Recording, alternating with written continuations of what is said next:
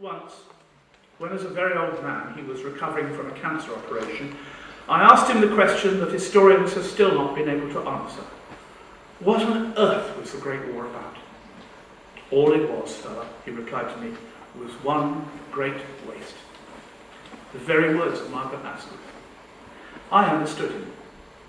As a Middle East correspondent, I've covered many wars. One of them was the 8-year war between Iran and Iraq, a titanic conflict of First World War proportions. Its battles fought not only in the deserts, beneath a sun that burned like a sword, Lawrence Arabian's description of the sun, cut like a sword, but amid also the glutinous muck of water and earth, which I once described in a dispatch as sun like mud. Almost 1.5 million men died there. Looking back now, I see how even my own reports from that awful war reflect the language of the Great War, albeit I could never reach the passion of language, and thankfully never share the terror and pain of those soldiers. And when I look back at my own reports of that war, the influence of the 1914-18 war obviously infected my language. In the summer of 1985, the Iranian army and Revolutionary Guards had stormed across the Shatt al-Arab River, seized by British troops in 1915 and again, of course, in 2003. And in 1985, the Iranians captured the Iraqi peninsula of Fao. They had inflicted great slaughter on the Iraqis, whose dead soldiers lay on the mud, newly killed around us. Here are a few lines from my own report from 1985. You will not need me to point out the influence of my father's Great War. I see another body in a gun pit, a young man in the fetal position, curled up like a child, already blackening with death, but with a wedding ring on his finger. I am mesmerised by the ring. On this hot, golden morning, it glitters and sparkles with freshness and life. He has black hair and is around 25 years old. Or should we say, he was? Do we stop the clock when death surprises us? Do we say, as Binion wrote, that they shall grow not old as we that are left grow old? Age may not weary them, nor the years condemn, but their humanity is quickly taken from their remains by the swiftness of corruption and the jolly old sun. I look again at the ring. An arranged marriage or a love match? Where was he from, this soldier corpse? And his wife? He could not be more than 3 days dead. Somewhere to the north of us, his wife is waking the children, making breakfast, glancing at her husband's photograph on the wall, unaware that she is already a widow, and that her husband's wedding ring, so bright with love for her on this glorious morning, embraces a dead finger. It's not just the quotation from Binion's famous spiritual resurrection for the dead that crept into my report more than 2 decades ago. The jolly old sun, I suspect, was a memory out there in the desert in 1985 of Wilfred Owen's poem Futility. Move him into the sun, he writes of a dead soldier's corpse. If anything might raise him now, the kind old sun will know.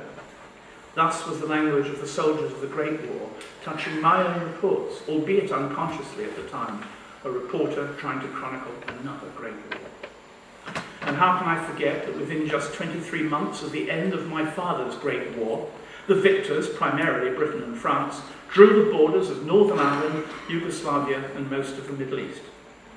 Nor how I have spent my entire professional career, Belfast, Sarajevo, Beirut, Baghdad, watching the people within those borders burn. No wonder my father called his conflict just one great waste. Which was answer of the kind. Yet even Wyndham Lewis, the master of vorticist art, who became a soldier here at Ypres, found it difficult to explain what the Great War represented for him, albeit that his attempts to do so were of a remarkable eloquence. The war, he said, was such a tremendous landmark that locally it imposes itself upon our computations of time like the birth of Christ. We say pre-war and post-war, rather as we say BC or AD. His autobiography, he wrote in the preface, was about a little group of people crossing a bridge. The bridge is red, the people are red, the sky is red. Of course, the bridge is symbolic. The bridge stands for something else. The bridge, you see, is the war. Upon one side of the bridge is a quite different landscape to what meets the eye upon the other side, as if the stream spanned by the bridge separated a tropic from a polar landscape. And the principal figure among those crossing this little bridge, that is me, does not know that he is crossing anything from one world to another. Indeed, everybody else seems to know it except him. He does not see the cold stream. He scarcely sees his companions. Yet he is not a sleepwalker. He has his eye fixed upon a small red bird upon a red bough within a large red tree. Rather pretty, isn't it? When he comes to reflect upon the war afterwards, few would disagree with Lewis's conclusions. The war went on far too long, or too long for a totalitarian war, as it would now be called. It was too vast for its meaning, like a giant with the brain of a midge. Its epic proportions were grotesquely out of scale, seeing what it was fought to settle. It was far too indecisive. It settled nothing as it meant nothing. Indeed, it was impossible to escape the feeling that it was not meant to settle anything that could have any meaning or be of any advantage to the general run of men. Here, I think, we face the truth which Bill Fisk tried to confront, that the war in which he fought was finally for him devoid of meaning. He was lucky to have to serve on the Western Front for only 3.5 months. He'd been delayed by soldiering in Ireland following the 1916 Rising, an episode which may well have saved his life, and thus I suppose mine. But he keenly felt the lack of human purpose which the Great War represented. In his 50s, when I was a small boy, he would patiently explain to me that he'd gone to fight for little Belgium, little Catholic Belgium, which had been so cruelly overrun in 1914, all but this tiny bit of it, of course, by the men so collectively referred to as the Hun, or, in my dad's postcards home to his parents in Birkenhead, the Bosch. He spelt it B-O-S-C-H-E, rather overdoing the transliteration. He talked of German atrocities in the villages around Louvain and in the city itself, war crimes which we now know the Germans actually did commit in 1914.